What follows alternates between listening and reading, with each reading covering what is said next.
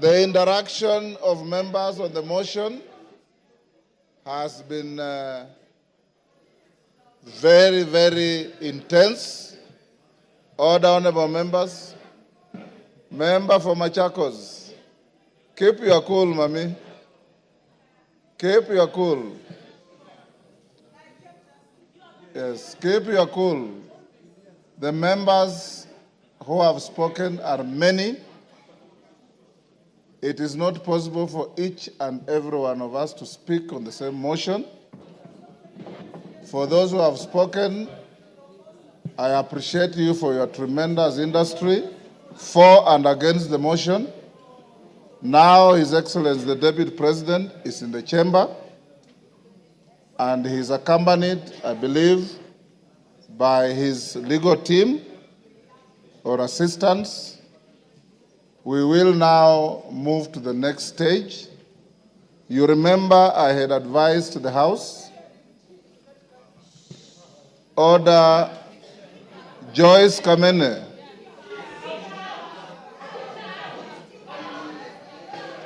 This is not a moment where the Speaker can exercise the option to exclude you from proceedings, but I know you differently.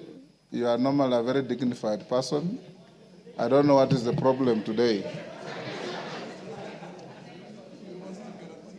I want to urge the House that as we move to this stage, you remember we said at 5, the Deputy President had been assigned 2 hours in accordance with the standing orders. The standing orders say not more than 2 hours. So he may exercise to spend the 2 hours or less as he wishes.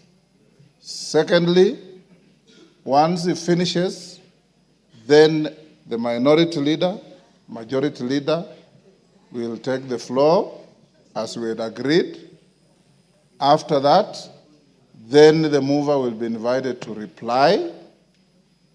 And after that, you will go into a voting session.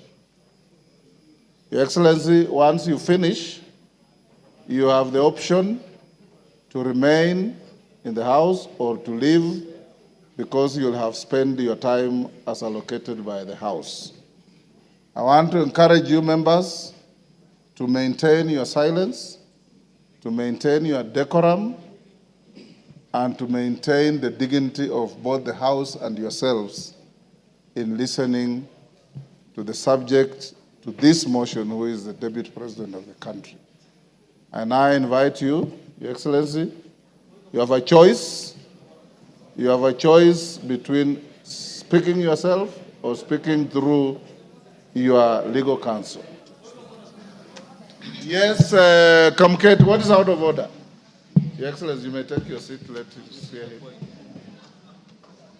Mr. Speaker, while I did not want to interrupt His Excellency the Deputy President, who is my brother-in-law, Mr. Speaker, yesterday the Deputy President on national television referred to this House in unpalatable terms. And Mr. Speaker, while it is his right to say whatever he wants to say, as a former member himself, Mr. Speaker,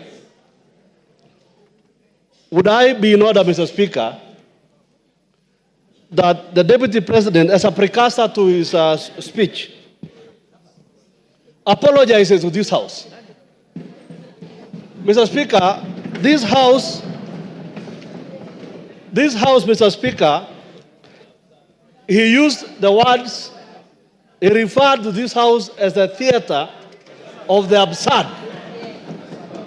Mr. Speaker, this House is an honorable House of the people of Kenya. These are elected members of Parliament, Mr. Speaker. This House is neither a theater, neither is there absurdity in this House, Mr. Speaker. So I would request, Mr. Speaker, that the Honorable Deputy President exercises,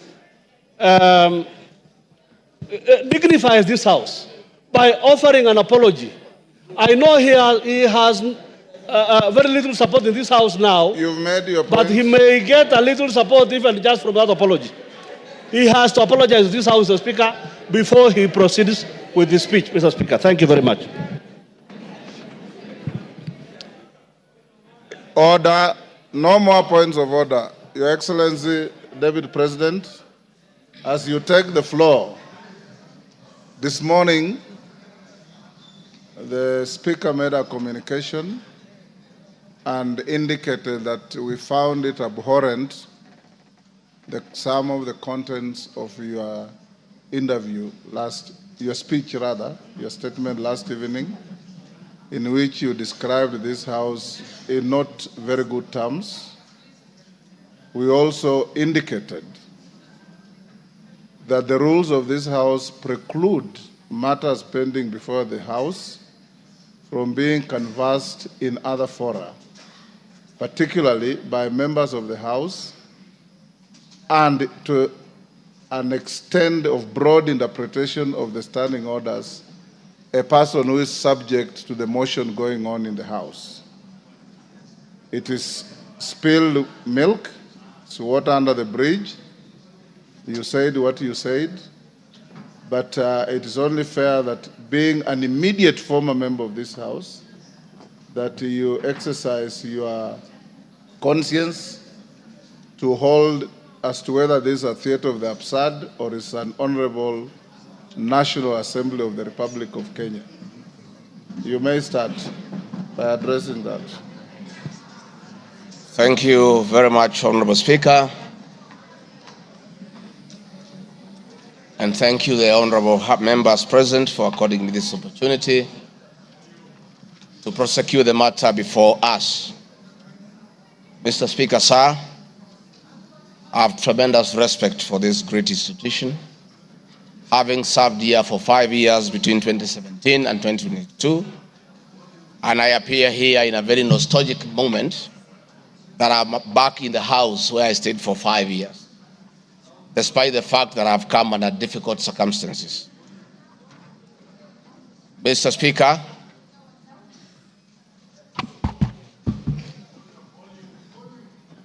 maybe the sound people, is that okay now? Mr. Speaker, sir, and the honorable members, I want to thank you for giving me the opportunity. I hope, Your Excellency, you have been advised by your lawyers that you are here to respond to specific issues, Yes, in the motion, I have my advice. and not to talk generally. I know. Yes, so